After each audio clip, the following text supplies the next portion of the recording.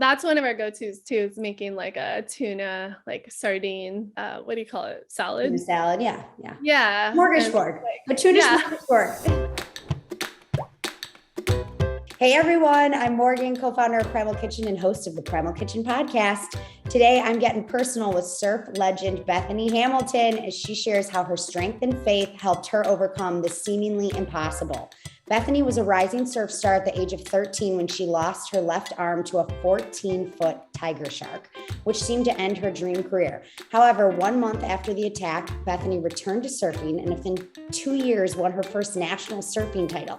Bethany has found strength in her personal faith journey and continues to be an active surf competitor to this day. In 2019, she released a film called Bethany Hamilton, Unstoppable, and has motivated crowds as a public speaker, dedicating her time to the public eye to help people live an epic life. Before we get started, a brief reminder that any and all opinions and views shared by hosts and guests on this podcast are the speaker's own and do not represent the view of Primal Kitchen or its affiliates or parent company. Hello, Bethany. Hey, Morgan. Stoked to be here. Yeah, it's so great to chat with you again. So for those listening who don't know, I'm like what we would call maybe like a kook from the Midwest. I've been surfing for like 10 years, but it's embarrassing to even say I surf when I'm on a podcast with you. So anyway, but I'm extra excited to have you here for that reason alone. Pause for a sec, because my husband is from Kansas and he's now been surfing for 10 years about. So I know where you're coming from, and like I've been intermixed in that journey of his becoming a surfer, and it's been really fun. But he does rip pretty hard. I always say, I'm like, hon, you're probably the best Kansas surfer there is. Yeah, I mean, that's true. That's impressive though, because like, did he learn like in his 20s in Kauai? Because Kauai is not like that's where Bethany lives for folks listening. That is not like a comfortable place to learn how to surf, in my opinion. I mean, maybe Poipu, but not where you are on the North Shore. No, I mean, there are some really amazing beginner waves here, but it's definitely like rough terrain out there, or rough ocean, it's like serious, no joke. But I think because he was with me, like we met, he moved here, and then a year later I met him. And so he was just like thrust into the ocean. Like the first time we hung out, like I was swimming circles around him like a mermaid. And then, but he learned really fast. He's a natural athlete and he has a little bit of skateboarding background. So he kind of like caught on pretty fast. And I think some days he still gets frustrated and I can kind of like out paddle him, even though I have one arm. And if you see a photo of him, he's like a super muscular guy. Yeah. No, so that's kind of funny. Actually, he came on, he did Bethany's like tech support before the podcast. And I was like, damn, we both our husbands are named Adam. And I was like, damn, this Adam is ripped. Like he's just in Kauai, like jacked, setting up like podcast. I mean, like he works out, but like he's one of those natural, like just animalistic, strong humans that like probably even if he didn't work out, he would just always have that like strong build. Like I remember 5 years ago, I would be like, I work out like 4 times as much as you. And I'm like half as strong as you. That's so unfair. It's just like that natural innate like strength of a man. And it's nice because I like having that strength around. I mean, he's so much more than physical strength, but like it's nice sometimes like he can just be a packed mule in the airport with all our stuff when we travel. I feel that. I'm only 5 feet tall and it is nice to have my husband's similar, like played football in college and is just very athletically built. Also, when I taught him how to surf too, ironically. And I remember I moved to California and I was like, I'm going to meet like a surfer guy who lives in a van. Like it's going to be awesome. And then I met this like Midwest guy who was working for the Air Force.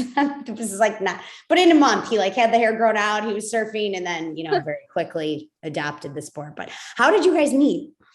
Now we had been set up by friends. Like there was a family that kind of had brought him out to help start a Young Life organization group on the West Side. So he was working with like kind of rough kids on a certain area of the island. And so they just loved him and wanted him to meet a wife, I guess, and like stay on island and not get out of there. And that's awesome. When we first met, kind of like it happened fast, and I don't know. I think I kind of knew what I wanted, but then I met him and it wasn't quite what I had pictured. Like I always thought I needed like a surfer, which he wasn't. And I don't know. It was just really cool how it kind of came together. Yeah. Did you think you'd end up with like some surfer from the pro tour like that you knew from the whole scene?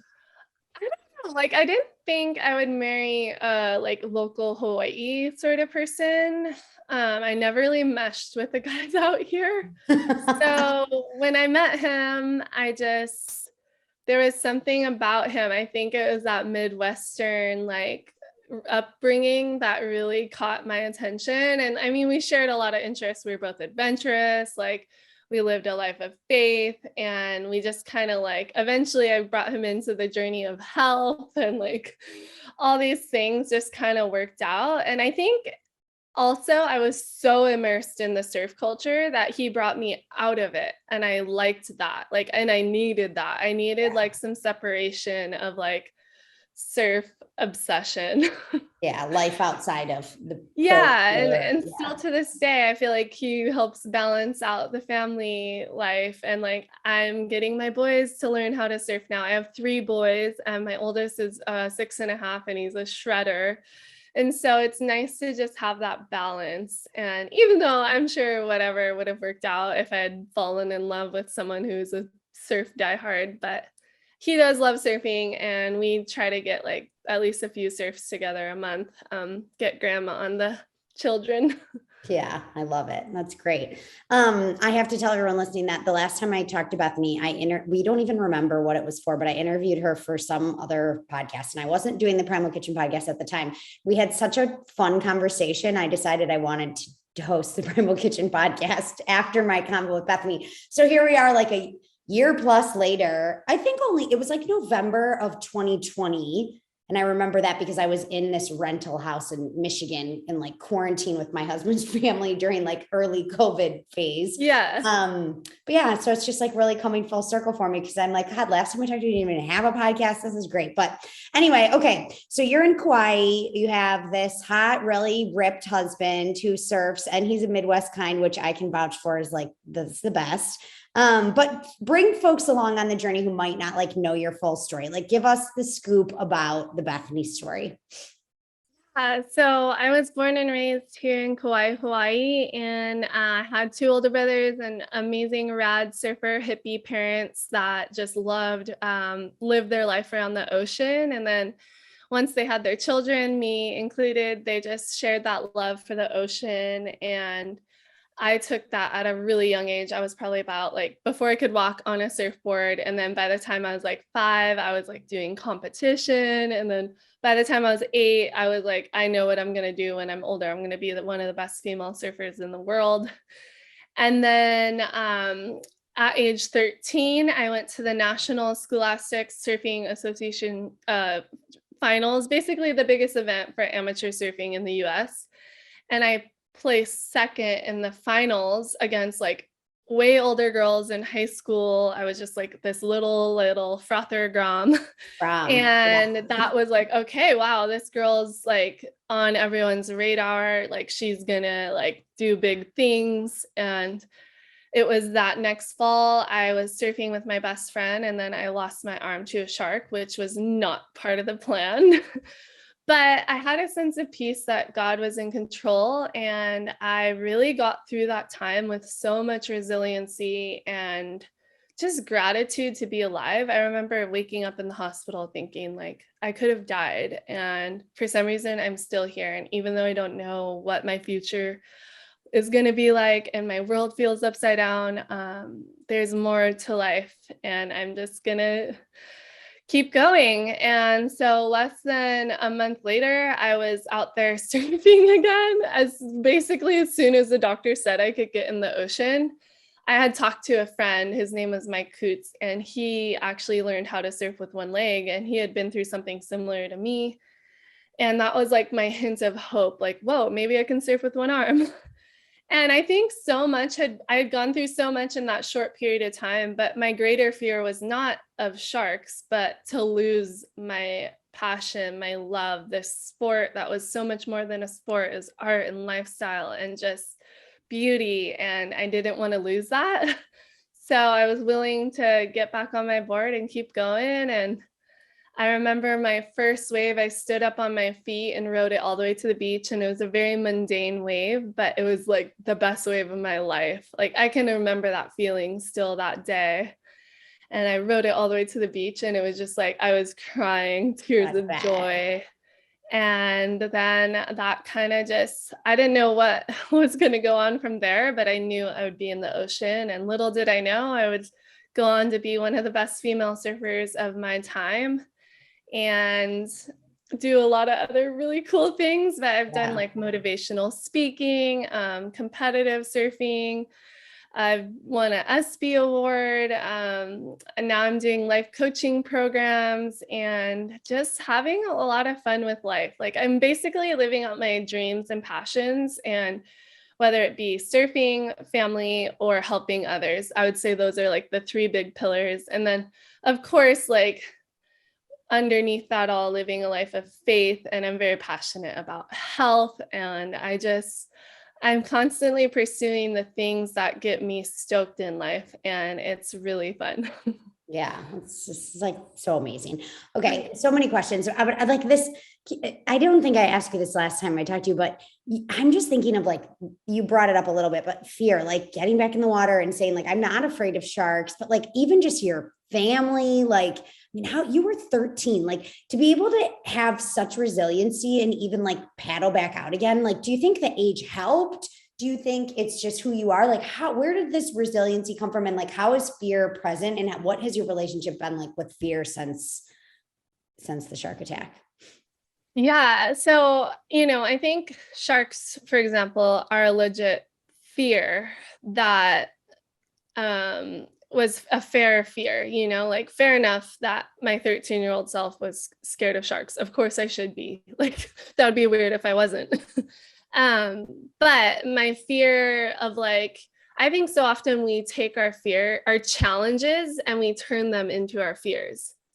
So for me, surfing was a major challenge. And yes, I had a little fear that I wouldn't be able to do it, but I could have just been so fearful that I wouldn't be able to do it that I just didn't even go and I didn't even try. But in reality, it was just a major challenge that if I was creative and adaptive enough, I would figure it out, and I was willing to try. So I think so often we have challenges in life that we turn into fears. Sharks, on the other hand, of course, I'm going to be fearful of them. I just lost my arm to one and just about lost my life. But I also approached it with kind of a matter of fact that you're more likely to die of a million other things than sharks. And what happened to me was such a rare, rare occasion. And it's kind of like if we all, every time we entered the ocean, thought of the movie Jaws, like, we're going to get fearful. Yeah. But when you think of like the beauty of the ocean and the statistics of it, you're like, oh, it's super rare. Like there's no reason to live my life in fear of this. Like it's more dangerous driving to the beach in my car than it is going out there to surf. So I think I just approached my things that could have been fears, and I approached them as challenges. And I really took on the adapting approach to life and like just set my mind to it. And I didn't let my doubts and kind of worries hold me back. And a lot of that just came from me. I mean, I think a lot of it, I had strength in my faith in God. I had a really amazing family supporting me, but I also just had this genuine drive and push and resiliency that I think the ocean taught me a lot too, because this probably, paddling out in the ocean, sometimes it just feels like the ocean wants to send you back to the shore, and it's just ruthless. It is ruthless out there. Yeah. Sometimes your muscles mentally and physically are just, I'm over this. Yeah. Because the ocean can be so cruel. But I think that's like one thing that teaches a lot of people who surf, to push through that mental and physical pain, because there's an amazing wave out the back waiting for you. Yeah. And so I had a lot of like kind of training for that moment. And still to this day, there's days when I go out surfing and I'm just like, oh, this is horrible. And then, but I love it because the ocean isn't easier on me than it is on my peers. It's like this level playing field that is going to challenge all of us and humble all of us and kind of put us in our place. But then when you kind of have these moments of conquering, you're just like, that was the most incredible thing ever. Yeah. No, it's so true. Yeah, there is definitely you have to really like love. I remember my first wave, not, my first wave too, and having a similar, like, I didn't want to surf. I was like, no, I'm a lake girl. I don't like do the ocean. We were in Peru and I was traveling with these 3 girls from Ireland and they like made me go on this surf lesson. And then I was just like hooked. Like I stood up on my first wave, rode it to the beach and I was like, this is all I want to do. And it kind of like guided every decision I made for the next, I don't know, 8 years, until you're kind of like settled in a place where you can surf every day. And then, so I get it. It is like and you really do have to like love like the washing machine and being grounded at the bottom of the ocean and the struggle. Yeah. But I never thought about it in that way where, there's like a reward. So it's kind of what keeps you going. It's interesting. Yeah. Were you just out surfing Pipeline like a few weeks ago or a month ago or something? Yeah. So in January, I got a text message from a friend. She said, hey, like, do you want to come over and surf pipe with me? There's a surf contest. It's the first time ever they had a women's division in this specialty event. So normally a surf contest would have like your first heat would be 30 minutes or so. If you lose, you're out. And then if you win, you move on. But this event, you get to surf minimum 6 times, minimum 30 minutes each time. So I got the call up to be a part of this event at Pipeline, and the forecast was like crazy big and really gnarly, and probably one of the biggest challenges in the ocean of my life. And I jumped on it. And like, it was crazy too, because I just had my 3rd son. He just turned 1 in February. And so only a month before that, I was really starting to feel like, okay, I feel like my body is kind of back to normal and I'm surfing strong and I feel confident and I'm ready for some waves of consequence. And if you guys don't know, Pipeline is the wave of consequence. It's one of the heaviest waves in the world. It humbles every single surfer in the world, no matter how good you are.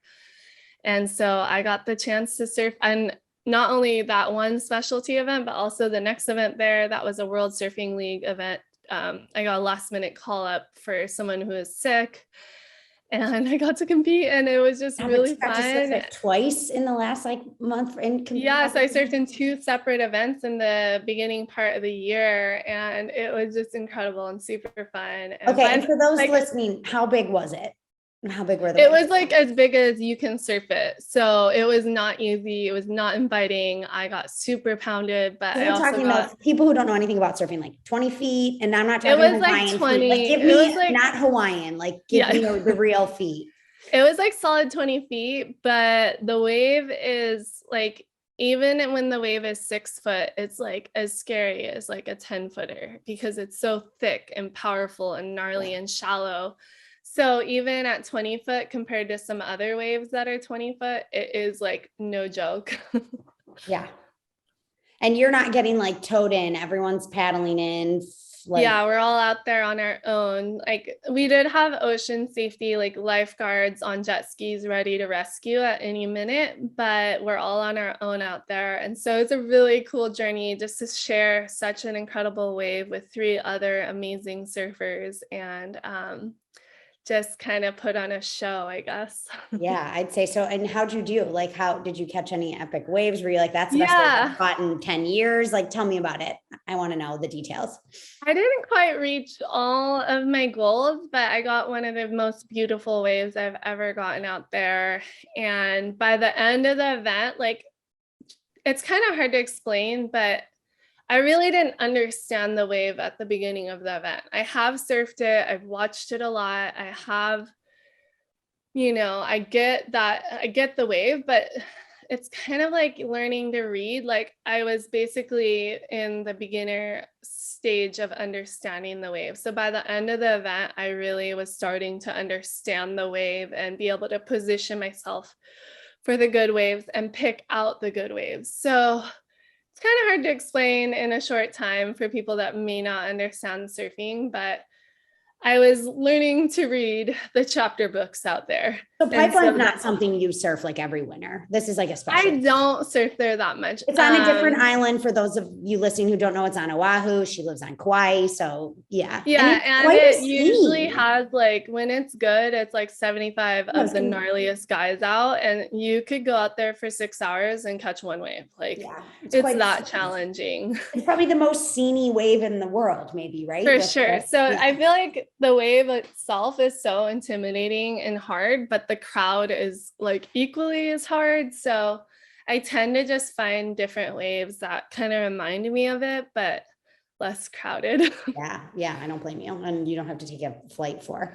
Well, that is so fun. So like, how many waves did you get at Pipeline? I'm dying to know. Yeah. I mean, I surfed 6 heats for like 30 minutes to an hour. So each heat is like 2 to 4 waves, I would say, in like that window. And then I surfed the second event, the World Surfing League event, and I had a really good first heat, just kind of like put on a show, and the waves weren't very good for that event. So it was kind of hard, but I kind of made the most of it and just went viral on social media. So that was fun.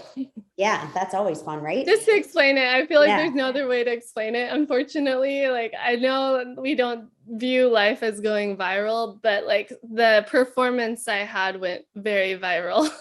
Yeah, no, it's so cool. I mean, I think when we were talking last, you were like, I don't know, like you had gotten into competition and then you got pregnant with number 3 and you had kind of like gotten out of competition. And then you were thinking about like, maybe I'll start to get back in. I just can't imagine a year out. I mean, you're probably still nursing, I'm guessing. Are you like nursing? Yeah. So you're going out, surfing Pipeline, coming in, like feeding the baby. I mean, this is insane. Like crazy, cool female power stuff. I know, it's pretty weird. Like I didn't know where I would be once I had 3 children. And I guess a little backstory, like my mom is such a mermaid at heart. Like she was one of the original like surfer girls out of San Diego, California. Her and her sister carried this big old like 12-foot, 50-pound surfboard and took turns on it down in San Diego, one of the rare females in the water. And then she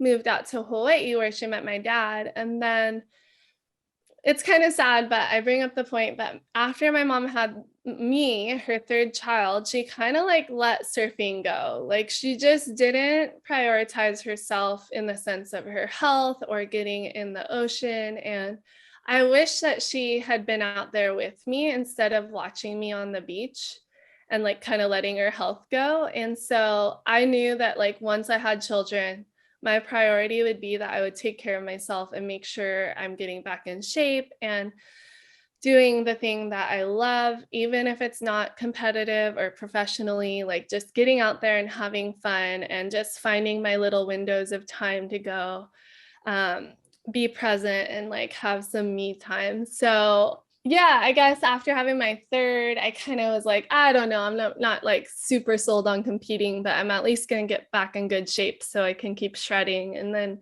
eventually my boys will be surfing and I'll be surfing with them. But I don't know, I just somehow like get back in really good shape and like keep surfing just as good as ever, if not better. And then I'm just kind of ready to go if I get any call-ups to be a part of any cool opportunities. And I just have this like natural drive. And I think a lot of that is actually nutritional as well. Like I think when we take care of ourselves, we're naturally able to stay driven in life. Whereas if we let our health go south and like our energy goes out the window, then that's when it's hard to stay motivated. So I've just been like pondering on this thought, like if I have energy, I'm going to go and live life passionately and like stay ambitious and motivated in whatever sense, whether it's like taking care of my children or keeping the house in order or going surfing or like, you know, whatever it may be. And so I've just really put a lot of emphasis on taking care of myself and not at the expense of my children. I'm not like abandoning them all the day long. Half the time they're in the gym with me, like doing body care, or they're cupping me, or they're like, they're climbing on me while I'm getting some movement in. So it's very like, I live very family oriented, and they're at the beach when I'm like getting a surf in, and dad and I are taking turns, or it just, yeah. So when the opportunities arise after I had my third, I was like, well, why not? I've always wanted to surf pipeline with no one out, so might as well just like jump on it. Yeah, that's so cool. Speaking of nutrition stuff, so tell us a little bit about like what your nutrition journey's been like, and like how that factors into your life and kind of what things you're doing. Yeah. Oh my gosh, we could probably spend like 3 hours talking about this, but I guess my journey started as a teenager. Of course, I was super athletic, but I feel like it's taken me almost like 15 years to figure it all out. But I'm glad I started young. It started with, I did a live blood analysis randomly, which was really cool. And I could see the health of my blood in person with the doctor. You can I've see never even heard of parasites, you can this. see, yeah, it's actually really rare. There's only like 1,000 of these type of microscopes in the US. And so luckily there's someone on Kauai that does it. And so that like really kickstarted my health journey, because even at age 18, my blood wasn't beautiful and it needed some love and dedication to it. I had parasites, which I think just about everyone has that. Yeah. I had like weird blood flow, toxic buildup. We just live in a toxic environment, and it's hard to maintain perfect health, I guess. So that set me on a journey. And then that same doctor does postural care. So spinal alignment and posture focused health. So the way he approaches health is it's 4 vectors, like postural and physical, emotional, environmental, and neurological or something. I can't remember the 4th, but like health is so much more than just what we eat. And so I got like a really cool foundation to start that really got me thinking more than your average teenager. Like, posture is not just mom telling you to sit up. It actually has, it's going to help me perform better on my surfboard if my body is functioning in a healthy posture. And then having one arm and doing so much one-sided, I really had to combat the counter symmetry stuff. And I'm still combating that to this day. It's a continual forever journey, but it's just challenged me in so many ways that have been good for me. And sometimes it's really frustrating though, and sometimes it's really hard, but doesn't mean I can give up, because if I do, then my body just goes out of whack. So I just have to continually like work at that and learn more and take care of myself. So yeah, fast forward now, I'm a mom of 3 boys. I would say after my second child, my sleep was so bad. Like so bad. Like even if the baby wasn't waking me up, I would just wake up and be wide awake for hours in the night. And I was like, okay, this is ruining my life. And I can no longer like keep my cool in the daytime. Like I was getting very easily agitated, kind of snappy at those I love the most. And it's hard to say that, especially publicly, like, because nobody wants to be like that. And it wasn't my natural nature. Yeah. But it was my body telling me that something's wrong. So I would say over the last few years, I've just started listening to my body more and trying to pay attention to all the symptoms that I'm struggling with. So poor sleep, easily agitatable. It sounds like you got past the sleep thing. What'd you do? Yeah, we'll get there. Okay. So my youngest son is now 1, and I usually just nurse him if he wakes up, because I've tried to sleep train him, but he's just not next level and he'll just scream for too much. And so kind of given up on that, but like some nights he'll sleep through the night and I'm stoked. And then other nights when he's like super teething or sick, he doesn't. So I still like nurse him a lot. So other symptoms I had, I didn't feel like my muscle recovery was very well, or my lactic acid recovery was very good from workouts and surfing. I would just like take me a long time to recover. Some of my other symptoms, I'm trying to think. I don't know, skin, like premature wrinkling. I was twitching. So I basically just went on this journey to like, okay, I'm going to do the opposite of what I'm doing. And I found people doing the opposite of what I was doing. I was doing like ketosis and a lot of fasting. And now I'm doing basically the opposite. And I know that can be a bit triggering for people because there's a lot of information out there saying that it's so good. And I'm not going to say it's not, but it wasn't good for me. I feel like I was ruining my thyroid. I couldn't sleep anymore. And I was just having all these symptoms that needed to be addressed and healed. So now fast forward, it's been about 2 years now. I've been eating what I call pro-metabolic eating. It's more of a lifestyle too. So just prioritizing my sleep, going to bed at a good time. I do more weightlifting versus a lot of cardio. I don't say no to any cardio though. Like I like just doing everything, but my focus is more on weightlifting. I only work out once or twice a week now. I used to work out like 5 times a week. Yeah. And I feel like my muscle mass is actually like maintaining better now. So it's really interesting to like destroying it. Yeah, I'm working less. Yeah. I'm working less, but I'm still like strong. And personally, I'm just like not at a point where I'm like, I need to be like the fittest I've ever been. I just want to be decently fit and like ready to surf good waves. Yeah. And mostly just have fun though. Yeah. And so the pro-metabolic approach is very animal-centric, animal-based, like raw milk, raw dairy from healthy animals.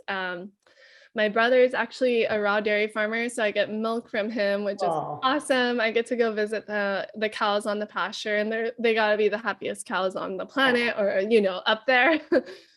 And I eat a lot of organ meats. I'm eating like bone broth just about every day, lots of fruit, potatoes, squashes, just kind of like a balance of everything. And not really much processed foods, but a little bit here and there. Like we love our mayonnaise. Yeah. And, just finding that balance of like eating mostly food from the planet and the earth, but like still like making super flavorful food. So every time I eat, and I try to eat right when I wake up, no more fasting for me. It's better. I'm not like snapping. I'm like happy and I have amazing energy when I'm fueling properly. Like when I feel good, I just charge all throughout the day. I'm able to surf, take my children surfing, clean the house, do all the things, jump on a podcast and like do it all like pretty wholeheartedly. And so I'm just pretty sold on it. But you know what? I've only been doing it for 2 years. So ask me in like 10 years where I'm at 2 then. years is a long time. I mean, yeah, I'm committed to a nutrition. Yeah, it is. And I think what was really hard about it was just the honesty factor. I had to get honest with myself and I had to be, I guess, vulnerable and willing to let go of some of the things that I thought were really good and just reframe my mind. So the goal with pro-metabolic eating is to not just like band-aid the symptoms, but heal from the inside out. So getting all my minerals balanced, things like copper. Many of us are actually like really high in iron, but our iron isn't moving because we don't have enough copper. And so like I'll take this all with a grain of salt because I'm not like a professional and I don't even like know 1,000%, but I'm just sharing what I think I'm onto something. I'm onto something here. And so, yeah, it's been really cool to just go from like being in an unhealthy place to like feeling amazing, sleeping a lot better, recovering from my workouts and long surfs. Like I'll be surfing with young girls and I swear I'm bouncing back faster than like the 18, 22-year-old that like isn't necessarily nourishing themselves in the way that they need.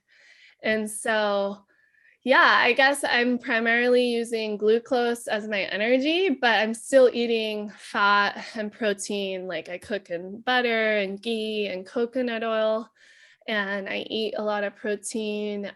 I try to just eat protein and glucose every time I eat something. So even if it's a snack. So I'll have like fruit and cheese or a fried egg and potato for breakfast, like kind of like going back to the basics. Like I, for a while, thought potatoes are bad, and now I love them and I feel really good on them. Like when I eat potatoes at bedtime, I sleep so good. And it's weird. Like I've noticed it. And then I even have a bedtime snack. So I know that's a big no-no as well, eating right before bedtime. But that's like, I feel back. I feel like there's a lot of science now. People are saying like, eat your carbs before bed. You're actually going to sleep better. Like I'll just have like honey milk before bed, or a little bite of ice cream, or like a slice of cheese with like a date, like something just simple, just to like kind of help I think I had been so glucose deficient that like I would get through halfway through the night and my body was like not able to produce the glucose it needed to keep going. So now I'm just like embracing. And then it's weird too, because I'm even able to manage my weight better. And I'm not like, not that I never really had a really bad relationship with food. Like I always viewed it as something good and something that would like help me move forward. But I think I did kind of struggle with weight for some years, and not that it was that bad. Like I just had your normal, like late teenage, like young woman kind of plump. But I think in hindsight, I wasn't utilizing the food very good, and I probably needed more protein because I had a lot of like vegetarian and vegan friends. And so I kind of just, now I'm just embracing all the foods, and I eat grains too. I don't eat a whole lot of grains. And then the big things I do cut out and really don't eat is like a whole lot of polyunsaturated fats. So I used to eat a lot of nuts and seeds, and now I don't. Oh, interesting. Yeah. And then even like, a lot of processed foods have like sunflower, safflower, corn, soybean, all these oils are just in everything. Yeah. And I just don't eat foods with that as much, or at all, really.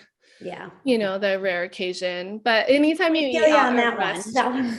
Like, I know. Like, here, you want the key consumer insight that led to the launch of I know my mom had made like a potato salad the other day, and I had to buy it, and I was like, oh, what'd you put in this? And it was like a soybean oil. I was like, here, can I give you some Primal Kitchen mayonnaise, please? Like, take this, Mom. Yeah. And she's like on her own journey. She's been learning more about that. And she's like, yeah, I stopped eating all those chips, and I'm not buying any foods with those oils anymore. So hopefully it's having a ripple effect on my family. And I want everyone in my family to be healthy. And so my boys eat the same as me. And it's interesting because even like things like if you have severe nightmares, it's likely that you're like maybe magnesium deficient, but also glucose deficient. So I'll notice my boys don't have nightmares very often, but when they do, I feel like it was like after a long day playing super hard. And even though they ate well, now I'm like trying to give them honey milk before bed. And my boys rarely have any issues. So it's kind of cool to see it having ripple effects in my family health and even my husband. And there's still a lot of symptoms that I'm working towards healing from the inside out, but it's a journey. I've been doing things a certain way for the last 10 years, and I think healing takes time. And so for example, dairy, a lot of people don't like dairy, but I think you can overcome that. My sister-in-law was severely dairy intolerant, would just have the gnarliest stomach aches, but her husband's a dairy farmer. And so she just started having like a tablespoon of milk a day. And then fast forward 3 years later, she can just drink a lot of milk and eat all the dairy she wants, and she is like no problems whatsoever. This is raw milk, but even processed milk, I asked her the other day, I was like, hey, how do you do with like super pasteurized, like processed dairy? And she's like, I'm fine now. So it's cool. I think she was able to like heal her gut and get her body processing these foods that many people have eaten since the beginning of time. And at some times, like raw milk was the healthiest food that people had their like hands on, and like they cherished it. Whereas now, like so many things like dairy, salt, carbs have been demonized, but really these are like foods that are good. Like raw honey, I think is like an amazing food. I'm not going to not eat it. for a while I was like scared to eat fruit or honey, and Yeah. it just wasn't working for me. And Yeah. I'm glad I went on the journey to like problem solve my symptoms so that I can better live my family and continue to live with ambition and like energy to like pursue the things I want to do. Yeah, I love it. It's awesome. What are some of your like go-to meals? I usually start the day with just like fried eggs and like fruit or potatoes. I love just doing a smorgasbord. So like chopping up cheese, like having dried fruit, fresh fruit, like some sort of protein meat. Like we'll buy some meat from US Wellness Meat, and they have like pre-made salamis that are like from grass-fed animals. So I'm trying to like, or they have like little sausages you can get with liver in it. So I'm trying to like normalize getting liver into my diet also for my children. And so I'll make these little smorgasbords, or I don't know what you call those. Yeah, like a charcuterie or some Yeah, sort of yeah. plate. That's probably like a really big go-to. And then everyone eats what they need. And like I think children are actually really good at intuitive eating. And so I've been trying to pay attention to like what they're craving and like ask them more what they want versus being like, you have to eat this, like even if they don't want the raw broccoli or something like that. Yeah, interesting. We don't really eat raw broccoli, Yeah. but like I never liked raw broccoli, so I'm not gonna make my children eat it. Yeah. But yeah, just trying to like, if they're craving more like fruit, or if like the honey tastes really good in their tea, like I feel like I'm trying to listen to them more. And when they're only being provided healthy, real food, you see them like eat it all. Like they really like, especially when I do the smorgasbord or the charcuterie. Whatever. Like I love watching what they eat and how they approach it. And like they don't have, I don't know, we're more programmed versus they're more like free thinking, and like they choose what they like need in a sense. Yeah. It's kind of neat. Us women, we're like, oh, it's too many carbs, there's too many calories, Yeah. it's much like bias. We've been blasted all these different diets for far too long, and it's like a mental thing. Or like, for example, my family and I went to Costa Rica. The baby was about 5 months, I think he was, and I like shedded so much baby fat like from postpartum, you know, while we were there. And I was surfing, but not a whole lot, and I did maybe a few workouts in like a month's time. Like I wasn't like going crazy with physical, but I drank like 10 coconuts a day because they were so delicious, so sweet, and they were just on tap. And like the people who were helping where we were staying were like, can we just buy some more, like another huge bag of coconuts? So the whole family, like the boys are cracking open their own coconuts and just out in the front yard drinking their coconuts. And I just like shedded weight, and I was just like freely drinking all the juice I wanted. I don't know how much grams of sugar I drank in a day, but I felt amazing. I shedded a lot of baby weight. And it was just really interesting how when I just like, it tasted really good, so I just kept drinking it. And I didn't like live in fear of like, am I overdoing this? And then when we got away from the coconuts, I was like, oh, I'm craving that coconut water. Like I needed the glucose or something. Interesting. Just interesting. Like I think even if I don't stay exactly on this journey forever, just kind of like experimenting with ourselves. And we are our greatest advocates when it comes to health. No one else is going to help your health more than you will. So taking the reins and just going on the journey and figuring it out and like continually learning, I think is so important. And just being able to unlearn as well. And just being willing to do the hard work. Yeah. Yeah. I love it. I mean, Costa Rica, so you guys just rented a place for a month and Yeah, I mean, after all the like COVID stuff, we were like, we normally travel a lot. And so let's just go to Costa Rica for a long time. So we ended up doing just about a month down there, and we loved it. We ate like, where were you guys? Nicoya Peninsula? Well, our favorite area we went to is Pavones. It's very south, close to the Panama border, and the waves are really fun. And my son got amazing waves, and the beaches are black sand, but so pretty and inviting, and just really good family vibes down there. Mostly cooking our own food because the area we were at only had 2 restaurants. And then down there, they cook with a lot of like the corn and soybean oil. Yeah. So we don't really like eating out that much unless we know the food's being cooked healthily. Yeah. But yeah, we loved it. We were just immersed in nature and just saw macaws and parrots and monkeys every day. It was insane. I love it. It's awesome. Okay, I have some like random questions for you. No, I don't know if you have like a few extra minutes, but okay. What are you most excited about in health and wellness these days?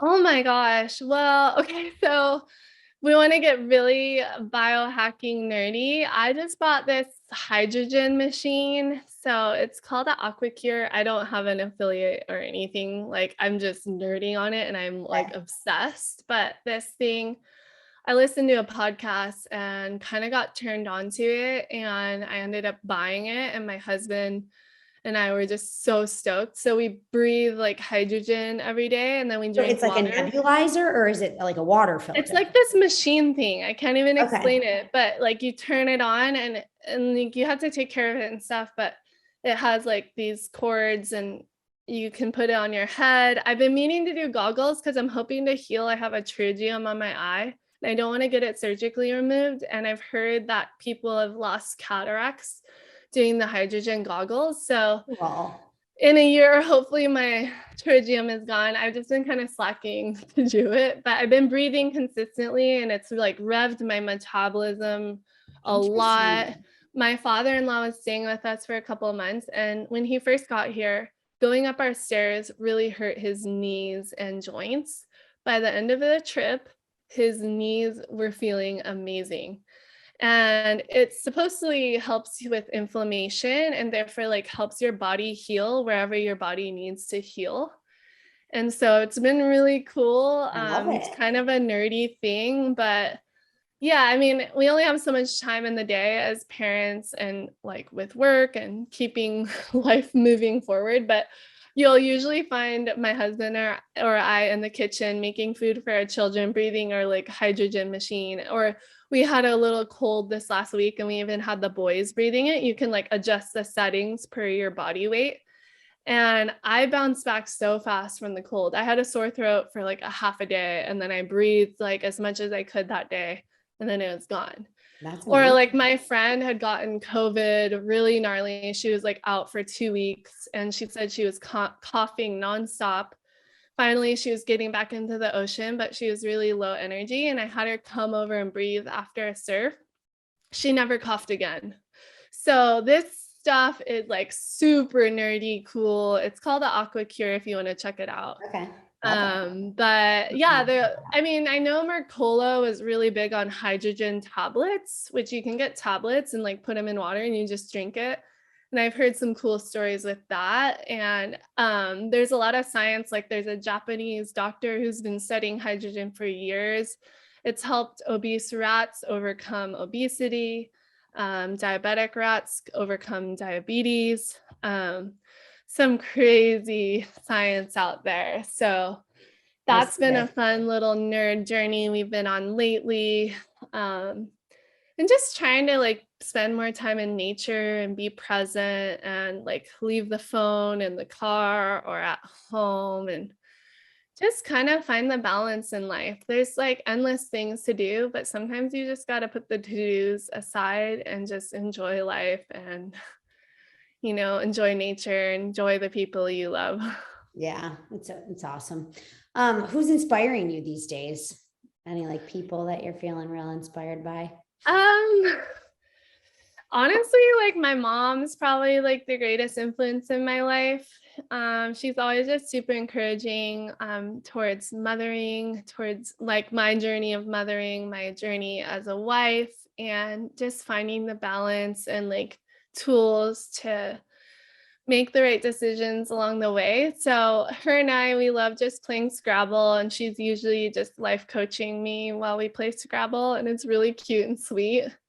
So I'm thankful that it's like I still have a beautiful relationship with my mom and we have a lot of fun together. And our plan later is to go to the beach and take all my boys and my nephews, which I have like 8 nieces and nephews.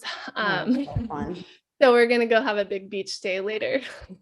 I love it. Today, this is on the agenda today. Yeah, that's the afternoon agenda. God, a day in the life. This is great. What is the worst thing you've done for your own health besides maybe doing this keto intermittent fasting for so long? Which, by the way, nursing and pregnant I fast forever. Can't do it. Nursing or pregnant, forget it. Like, I think this it whole throws off your breast journey. milk. No, you got to be like, yeah.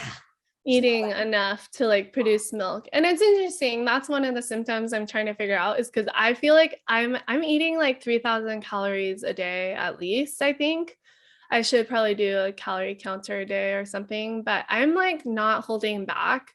And sometimes I feel like my breast production or my milk production isn't amazing. So I'm trying to figure that out, because or maybe it has something to do with stress levels. I'm just trying to like lower my stress across the board, but sometimes that's hard to control. Yeah. But yeah, just trying to work on living life less filled with stress. And sometimes that's hard, but I think we can do a lot to just take things off the plate. Like for me, I just can't work out 4 days a week. I've lowered it down to 2 or 3 days, or sometimes 1 day. And then I do body care some of the other days, but just finding that balance and being okay with that. Like I was definitely obsessed with working out, and, I was a professional athlete and kind of still am. So there is a sense of like, I do still need to do it, or I want to do it too. And just carrying heavy babies around, like I kind of got to like keep the body strong to like be able to handle, like my little guy is a chunker and he's starting to walk. So hopefully he'll start doing more walking now, but he's so heavy in my body. I have to keep it strong to like keep up with him. No, I feel you on that. I wanted to ask you, have you ever used Element? It's like LMNT. Rob Wolf, he's like a friend of our brand, a big paleo guy. He launched this electrolyte drink, and it's really salty. So you talk about like salt. Their whole thing is like stay salty or get salty. I can't remember, but breastfeeding moms like swear by this Element stuff, that it really increases their supply. Actually, that makes me think. I think I've tried Element. Like we bought it when we were traveling one time, because we always pound electrolytes when we're like just on the go and in the airport. I think you need that extra boost of salt in particular. Totally. And that's another thing when you're pregnant, like having more salt. Like I read Dave Asprey's wife's book. It was called The Better Baby Book. And I don't agree with everything in the book, but some things I thought were amazing nuggets. And I think that's okay to like take information from different people and still be stoked on them, but you don't have to take all the information and like take it as like the end all say all. But I really appreciated her book. It's called The Better Baby Book, and it talks more to mother and pregnancy. I thought I'm going to email Rob and tell him to send you some elements. So I know they're kind of a competitor to Rob, I think, but I was doing Redmond Real Salt. They do they have electrolyte powders. Now, I didn't know that. Super salty. My husband loves it. He's just pounding it all the time. I definitely listen to my salt cravings, because I'm like, if you're craving salt, you likely need it. And so with the pro-metabolic movement, it's all about getting all your macronutrients dialed on a daily basis, but getting your minerals and even things like sodium all balanced out. And then your body will be functioning more optimally. So like 3 years ago, my eye was twitching, and I think it was because I was low magnesium, low potassium. So the few things I do supplement now, I definitely have magnesium every single day. And I try to just drink coconut water or coconut water powder to get potassium. I'm eating things like oysters, beef liver, bee pollen to get copper to help move my iron. I think I already have enough iron in my body, but I need to get it moving with the copper. And magnesium helps everything balance out. It's like the clean flower bee. And so that one's been a huge focus of mine.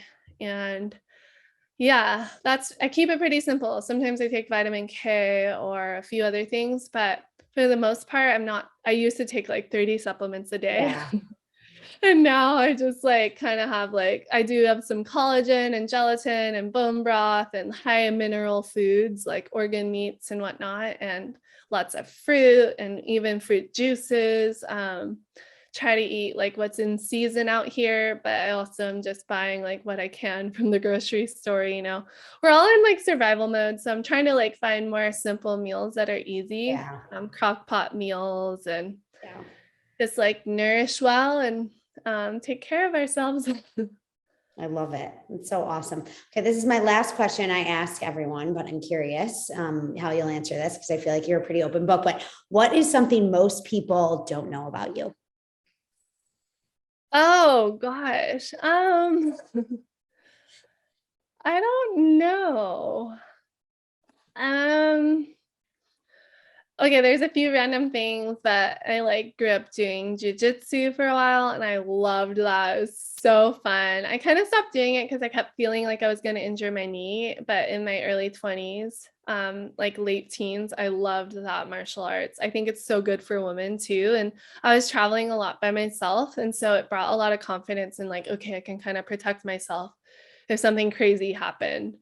So that I'm a big fan of Bitcoin. And when you start to understand Bitcoin, because like I think it can get categorized kind of weird. And like when we don't really understand it, we don't know why it's so beautiful and valuable. But I'm a big fan of Bitcoin. And I think that it can bring a lot of positive change in the world around money and finances, but the ripple effect that that can have on a lot of other aspects of life is really cool. But I think most of us don't understand it because the first time when I heard about it, I was like, what is this nonsense? Yeah. Your brain kind of explodes and you're just like, yeah, I just like, I didn't have the mental capacity to dive deep. But now that I have, I'm like a big fan of it. You're into it. You're And into crypto. even if it doesn't succeed, like most of us think, most Bitcoiners think it will, like I support it wholeheartedly because I think it's just such a good thing for the planet. So cool. I would not have guessed that. I love it. This is awesome. Well, thank you so much for joining us. I feel like we all learned so much from you, just mentally and physically and nutritionally. And we love working with you at Primal Kitchen. And I'm totally going to connect you with Rob and have him send you some Element in addition to all our Primal Kitchen goodies. But can you tell them like what you're up to and where they can find you and like about anything that's big going on for you? If it's like life coaching or online course or what should people know if they want to hear more from you? Okay. Well, you can check me out on social media. I'm going to be sharing some of my favorite Primal Kitchen recipes. I'm usually going to bed having raw milk with Primal Kitchen collagen, a little sea salt, a little honey, and it's like my go-to routine just about every day, or I have that for breakfast. But yeah, I'm just on social media at Bethany Hamilton, Facebook, Twitter, Instagram, TikTok, all of the above. I love it. And I've been I launched my first like major kind of coaching program. It's called the Ohana program. And we launched it in 2021 and it's been such an amazing success. It's a mother-daughter coaching program in particular, and I'm kind of the middle woman. So just cheering on these moms and daughters to be overcomers and to live life to the fullest and have a beautiful relationship with each other. And like 2 weeks ago, I finished the call talking to the young girls, and we were talking with the girls saying like, hey, what's your rose and your thorn in life right now? And a couple of the girls are like, I'm hanging out with my mom more and I'm having so much fun with her. And like before they like didn't have that connection. So it's been really cool to not only empower them with my story and a lot of amazing tools to just be overcomers in life, but also like bond these beautiful, amazing relationships. And like you asked me earlier, like, who's your inspiration? I'm like, well, my mom. Yeah. So I feel like it's like if we can nourish these relationships that are the most important in life, like, and I talk to the girls, I'm like, hey, if you can get along with your mom, you'll be able to succeed in your marriage one day. Because if you can learn how to problem solve and conflict resolution, like one day your marriage will come around and you'll have some conflict, but you'll be like ready to charge through that and like be patient and forgiving and like work through it. And the girls are like, you can see the light bulbs like clicking in their head and they're like, yeah, I want that. That's awesome. Very cool, Bethany. You're such an inspiration. Thanks so much for spending time with us. Yeah, thank you. So good chatting with you, Morgan. And I love what you guys are doing at Primal Kitchen. Big fans, my hubby and I, since like the beginning of the company. I like love that moment when I finally like re-embraced mayonnaise, and like it's so good on sandwiches and like in tuna. Like, you know, that's one of our go-tos too, is making like a tuna, like sardine, like what do you call it? Salad? Tuna salad, yeah. Smorgasbord. But tuna smorgasbord. Yeah. So thanks y'all for the interesting additions to the kitchen. I love it. Thanks, Bethany.